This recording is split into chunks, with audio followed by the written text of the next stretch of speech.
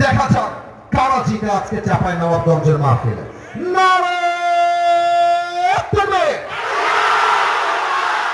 বিবাহিত ভাই আমার মাফ করে হলো না, আমরা বিবাহিত ভাইরা যারা এসেছি আমরা জিতবে, যা হয়ে গেছে হয়ে গেছে। এবার আমরা শেষ তাকবীর দিচ্ছি এমন জোরে আপনাদের তাকবীরের ঠেলে আমি স্টেজ ভেঙে উল্টে নিচের দিকে পড়ে যাব। দেখা যাক কত জোরে আপনারা পারেন।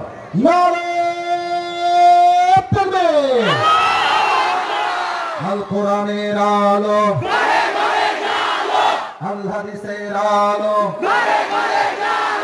কোরআন হাদিস যেখানে, আলেম ওলামা যেখানে, চাঁপাইনবাবগঞ্জবাসী যেখানে। আপনারা যে স্লোগান আওয়াজ দিয়ে দিয়েছেন আজকে মিডিয়ায় রেকর্ড হচ্ছে। আমি ওপেনলি বললাম আজকে আমার সামনে যারা বসে আছে দাঁড়িয়ে আছে একটাও বেড়ার বাচ্চা নয়, সব সিংহের বাচ্চাগুলো আমার সামনে দাঁড়িয়ে আছে। আমার সবাইকে কবর করে পড়ে সময় আমি টাইম ইজ টু শর্ট, অল্প সময় তাফসীর করতে হবে। আজকে আমরা যে সূরার তাফসীর পেশ করব সূরাটার নাম হলো সূরাতুদ দুহা। চাপাইয়ের ভার সূরাটার নাম কি? এদিকে আওয়াজ, সামনে আওয়াজ নেই সবাই। সূরাতুদ দুহা বলেন সবাই, সূরাটার নাম দুহা। আগে একটা কথা সবাইকে ইনশিওর করতে চাই, তোমরা কলিজা মোবাইল বেসড হয়ে গিয়েছি, অনলাইন বেসড হয়ে গিয়েছি। আচ্ছা আচ্ছা আমি ঠিক করেছি। আচ্ছা মিডিয়ার ক্যামেরা যা আছে ওখানে ছাড়া হটানো যাবে না। যে যেখানে দাঁড়িয়ে আছেন একটু স্পেস দিবেন। আজকের ক্যামেরা না, ভাই একটু স্পেস। থামো, তোমরা থামো। লেট মি টক, লেট মি হ্যান্ডেল এভরিথিং। এখানে আমার সব যুবক ভাইরা বসলেও আমার কথা বাহিরে কেউ যাবে না, সময় দেওয়া লাগবে। এই যে ক্যামেরাগুলো দেখছেন আজকে এত হাজার মানুষের ঢল যারা আমাকে দেখে এসেছেন, এই সব ক্যামেরার ভিডিও দেখে এসেছেন। আজকে ক্যামেরার জন্য হাজার হাজার যুবকদের ঢল নেমেছে। ক্যামেরাকে একটু স্পেস দেন আর আওয়াজ করবেন না। অল্প সময় আমাকে রোজা নিয়ে কিছু কথা বলতে হবে, সামনে রোজা আসছে, মেহেরবানি করে কোন সাউন্ড চাই না। আর কমিটিদেরকে বলবো আপনাদের যদি আমার কিছু বলার থাকে লিখে দিবেন। দিস ইজ ডিসেন্ট ম্যানার, এটা ভদ্রতা, কানে কানে বলা যাবে না, লিখে দিবেন। আমি বলছিলাম পাঠাগার নিয়ে আমাদের জ্ঞান হয়ে গিয়েছে আজকে অনলাইন বেসড। কিতাব কাকে বলে, বই কাকে বলে এটা আমরা যেন ভুলেই গিয়েছি। এজন্য তাদের পাঠাগার রয়েছে, আমরা চেষ্টা করবো সেখানে যাওয়া এবং কিতাব পড়ে জ্ঞান অর্জন করা। সেকেন্ড কথা, ইলম আছে এমন কিছু ইলম যে ইলমগুলো জানা ফরজে আইনের পর্যায়ে, যেগুলো জানতেই হয়। ফার্স্ট অফ অল যেমন আপনাকে জানতে হবে হাউ টু পারফর্ম দ্য সালাত, নামাজ কেমনে পড়তে হয়। এই জ্ঞান জানাটা সুন্নত নয়, এটা ওয়াজিব, এটা জরুরি। আবার জানতে হবে হাউ টু মেক সাপ্লিকেশন, দোয়া কেমনে করতে হয়। আবার আপনাকে জানতে হবে ওযু কেমনে করতে হয়। কিছু জ্ঞান ফরজ, না জানলে আপনি পরিপূর্ণ মুসলমান হতে পারবেন না। আর কিছু জ্ঞান হচ্ছে যেগুলো মানুষকে আরো 10 ধাপ সামনের দিকে এগিয়ে নিয়ে যায়, জান্নাতের উঁচু মাকামে নিয়ে যায়। এই জ্ঞান অর্জন করতে হলে ওস্তাদ লাগবে, পাশাপাশি আপনাকে গভীরভাবে স্টাডি করতে হবে। তো পাঠাগারের যারা আয়োজন করেছে আমি সবাইকে আবদার রাখবো, তোমরা চেষ্টা করবা নতুন কিছু বই কালেক্ট করার জন্য। পাশাপাশি আমি একটা সাজেশন দিব, সকলে একটা বই বের হয়েছে মিজানুর রহমান আজহারি হুজুরের কিতাব, ওনার নামে লেখা বই, উনি লিখেছেন। বইটার নাম হলো এক নজরে কোরআন। চাপাইয়ের প্রত্যেকটা ভাইদেরকে বলবো আগামীতে কিন্তু আজহারি সাহেব চাঁপাইনবাবগঞ্জে আসছেন ইনশাআল্লাহ।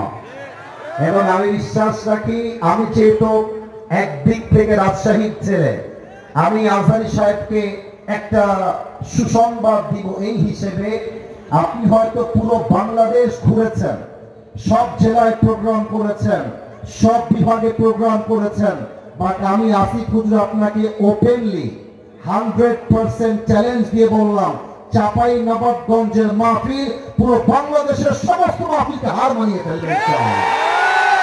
এটা আমি আপনাকে গ্যারান্টি দিয়ে বললাম, কারণ চাঁপাইয়ের একটা জেলায় যে পরিমাণ তাফসীর মাহফিল হয় পুরো রাজশাহী বিভাগে সেই পরিমাণ মাহফিল হয় না।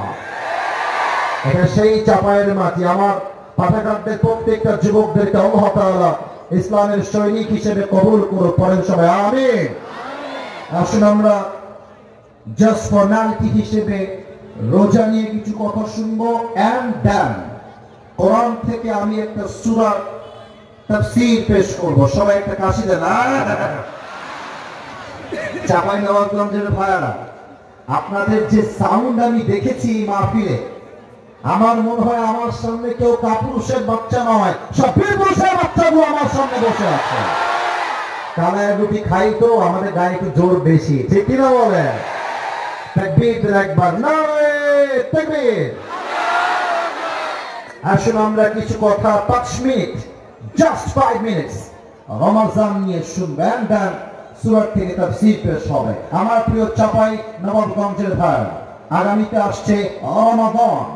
আমি একটা প্রশ্ন করতে চাই সবাইকে এবং উত্তর চাই বাঘের কণ্ঠে। আমাদের রোজা কবুল হয়ে যাক আল্লাহর কাছে, এটা আমরা সবাই চাই কি চাই না? মাশাআল্লাহ, একবার সবাই চাই কি চাই না? আল্লাহর হাবিব সাল্লাল্লাহু আলাইহি ওয়াসাল্লাম বলেছেন সবার রোজা কবুল হয়ে যাবে, বাট এমন কিছু মানুষ আছে তারা রোজা রাখবে বাট তাদের রোজা আল্লাহ তাআলার কাছে কবুল হবে না। এই ব্যাপারে আমি কথা বলবো, এন্ড দেন তাফসীর হবে। হাদিসে আসছে 5 ধরনের ব্যক্তি আছে এমন যারা রোজা রাখে but there is no meaning of their fasting. তাদের রোজার কোনো সওয়াব হয় না, তাদের রোজার কোনো জাযা লেখা হয় না। 5 ধরনের ব্যক্তি। আমরা চেষ্টা করব এই 5টা বদগুণকে এড়িয়ে চলার জন্য, যাতে করে আমাদের রোজা কবুল করে। এক সপ্তাহ আওয়াজ দিয়ে বলেন সবাই, তিনি কে? নাম্বার 1, রোজা রেখে যেই ব্যক্তি তার জবানের হেফাজত করবে না, তার রোজার কোনো দাম আল্লাহর কাছে থাকবে না। জবানের হেফাজত হচ্ছে পুরো ইসলামের একটা খোলাসা, সারাংশ। মুআদ ইবনে জাবাল রাদিয়াল্লাহু তাআলা আনহুকে আল্লাহর হাবিব ডাক দিয়ে বললেন, ইয়া মুআদ, আলা উম্বিউকা বিমিলাকি হাদা কুল্লি। হে মুআজ, আমি কি তোমাকে পুরো ইসলামের খোলাসা বলে দিব? আমি কি তোমাকে পুরো ইসলামের সারাংশ বলে দিব? মুআজ বলল, নাআম ইয়া রাসূলুল্লাহ, আপনি আমাকে বলে দেন। এবার আমার দিকে সবাই তাকাবেন, আমি আপনাকে অভিনয় করে বোঝাবো আল্লাহর হাবিব কি বলেছেন পুরো ইসলামের সারাংশ। আমার চোখে চোখ, আমার চেহারায় সবাই এক নজরে তাকায় থাকবেন হাদিসটা বোঝার জন্য। আল্লাহর হাবিব জিহ্বা বের করবে আর মুআজকে ডাক দিয়ে বললেন, ইয়া মুআজ কুফা হাদা, ইয়া মুআজ কুফা হাদা। হে মুআজ, তুমি যদি পুরো ইসলামের সারাংশ বুঝতে চাও, তোমার জবানকে হেফাজত করো, জবানকে কন্ট্রোল করো, যাকে তাকে গালি দিও না, বাজে কথা বলো না। যে বান্দা তার জবানের হেফাজত করবে সে পুরো ইসলামের সারাংশ অর্জন করতে পারবে। সুবহানাল্লাহ পড়বেন না? আবার কোরআনে আল্লাহ তাআলা বলেছেন, ইয়া আইয়ুহাল্লাযীনা আমানুত্তাকুল্লাহা ওয়া কুলু কওলান সাদীদা। O you who believed, fear your Lord and speak words of justice. তোমরা সবাই আল্লাহকে ভয় করো এবং তোমরা যা বলবা সঠিক কথা বলবা, হক কথা বলবা। যদিও বা বাতিল পন্থের গায়ে আগুন লেগে যাবে, বাট হক কথা বলতে গিয়ে কারোর সঙ্গে কোনো আপোষ করা যাবে না, ঠিক কিনা বলেন? ওয়াকুলু কওলান সাদীদা, তোমরা সঠিক কথা বলো। ফলাফল কি হবে? يصلح لكم أعمالكم ويغفر لكم ذنوبكم। আল্লাহ রাব্বুল আলামিন বলছেন, যারা হক কথা বলবে, সঠিক কথা বলবে, তাদের আমলে যদি কোনো ভুল হয়ে যায় আল্লাহ তাআলা আমলকে ঠিক করে দিবেন। পাশাপাশি 2 নাম্বার, যেই বান্দা জবান দিয়ে সত্য কথা বলবে, আল্লাহ রাব্বুল আলামিন প্রতিদান হিসেবে তার জীবনের সব গুনাহ খাতা মাফ করে দিবে। কোন সবাই সুবহানাল্লাহ। তাহলে 1 নাম্বার, যদি রোজা কবুল করতে চান, রমজান মাসে জবান দিয়ে কোনো বাজে গালি গালাজ করা যাবে না, জবান দিয়ে মিথ্যা কথা বলা যাবে না, প্রয়োজনে আমার জীবন যাবে, বাট আমার জবান দিয়ে একটা মিথ্যা কথা বের হবে না। ঠিক কি বলে? এক নাম্বার, যে জবানের হেফাজত করে না তার রোজা কোনো দাম আল্লাহর কাছে নাই। আল মুসলিমু মান সালিমা আল মুসলিমুনা মিন লিসানিহি ওয়া ইয়াদিহি। আল্লাহর হাবিব বলেছেন, the real Muslim is the one. পাঠাগারের উদ্যোগে যারা আজকে প্রোগ্রামটিকে আয়োজিত করেছেন, it is amazingly appreciated। তাদের জন্য আজকে আমরা এই মাহফিলে বসতে পেরেছি। আমি দোয়া করি আল্লাহ তাআলা প্রত্যেকটা কমিটির সদস্যবৃন্দকে ইসলামের খাদেম হিসেবে কবুল এবং মঞ্জুর করুন। পড়েন সবাই আমিন। বিশেষ করে তারা পাঠাগার নিয়ে আমাকে কিছু হালাল তাইয়্যিবা, হে আমার বান্দারা শোনো, তোমরা তা খাও যা আমি আল্লাহ তাআলা হালাল করেছি। ফাকুলু মিম্মা রাযাকাকুমুল্লাহু হালালান তাইয়্যিবা, eat from whatever is permissible for you। আল্লাহ যা জায়েজ করেছে তা খাও। ওয়াশকুরু নি'মাতাল্লাহ, and be grateful to your Lord about the mercy, blessing and bounties that he has given you in this worldly life। আল্লাহ তোমাকে যে নিয়ামত দিয়েছে সেই নিয়ামত পেয়ে সবাই পড়বা। পড়েন সবাই আলহামদুলিল্লাহ। না, এটা আপনাদের সাউন্ড হতেই পারে না। পড়েন সবাই আলহামদুলিল্লাহ। বলেন সবাই তোমার বউ না, ইন্না লিল্লাহি ওয়া ইন্না আরে এখানে মনে হয় আজকে 90 ভাগের বেশি সিঙ্গেল ভাগ আজকের মাহফিলে এসেছে। আল্লাহ সবাইকে দিনদার নেককার বউ দিয়ে দিত। কোন আমিন? হ্যাঁ, যারা আমিন কয় না কেউ বলবে না। বলে সবাই আমিন।